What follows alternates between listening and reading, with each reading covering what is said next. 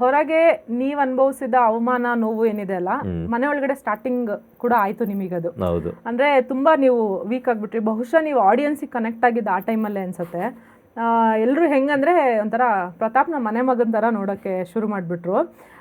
ತುಂಬ ಅಂದರೆ ನಿಮ್ಮ ಮೇಲೆ ಒಂಥರ ಅದು ಕರುಣೆ ಅನುಕಂಪ ಎಲ್ಲ ಬಂತು ಜನಗಳಿಗೆ. ಅಂದರೆ ಈ ಹುಡುಗನಿಗೆ ಏನಕ್ಕೆ ಹಿಂಗೆ ಮಾಡ್ತಾ ಇದ್ದಾರಪ್ಪ ಮನೆಯಲ್ಲಿ ಇವರೆಲ್ಲರೂ ಅಂತ. ಅಂದರೆ ಆ ಸಿಚುಯೇಷನ್ ಹೆಂಗಿತ್ತು, ಅದರಲ್ಲೂ ಈ ಸ್ಪೆಷಲಿ ರೂರಲ್ ಆಡಿಯನ್ಸಿಗೆ ನೀವು ತುಂಬ ಕನೆಕ್ಟ್ ಆದ್ರಿ. ಅಂದರೆ ಹಳ್ಳಿ ಜನಗಳ ಮುಗ್ಧತೆ ಇದೆಲ್ಲ ಅದೊಂದು ಕನೆಕ್ಟ್ ಆಯಿತು ನಿಮ್ಮ ಫೀಲಿಂಗ್ಸ್ ಜೊತೆಗೆ. ಇದ್ರ ಬಗ್ಗೆ ಏನು ಹೇಳ್ತೀರಾ? ಆ ರೀತಿ ಇರುತ್ತೆ ಮನೆ ಒಳಗೆ ವಾತಾವರಣ, ನಾನು ಎಕ್ಸ್ಪೆಕ್ಟ್ ಮಾಡಿರಲಿಲ್ಲ.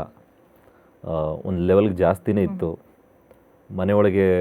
ಅಷ್ಟೆಲ್ಲ ಏನು ನಡೀತಾ ಇದೆ, ಫುಲ್ಲು ಸ್ವಲ್ಪ ಸ್ಟ್ರೆಸ್ ಇತ್ತು ಮೆಂಟಲಿ ನನಗೆ.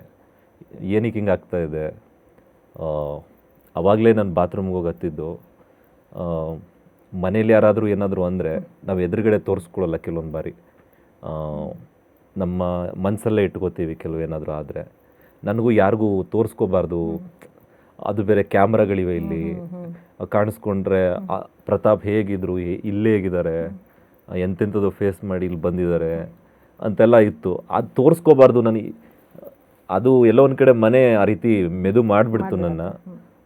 ನಾನು ಮನೇಲಿ ಹೆಂಗೆ ಇರ್ತಿದ್ನೋ, ಈಗ ಹೊರಗಡೆ ಏನಾದರೂ ನನಗೆ ಏನಾದರೂ ಒಂದಷ್ಟು ಕಷ್ಟಗಳು ಏನಾದರೂ ಬಂದರೆ, ಸಿಚುವೇಶನ್ಸು ಸಣ್ಣ ಪುಟ್ಟದು ಏನಾದರೂ ಬಂದರೆ, ಎಲ್ರಿಗೂ ಬರುತ್ತೆ ಜೀವನದಲ್ಲಿ, ನಾನು ಒಬ್ಬನಿಗೆ ಅಂತಲ್ಲ.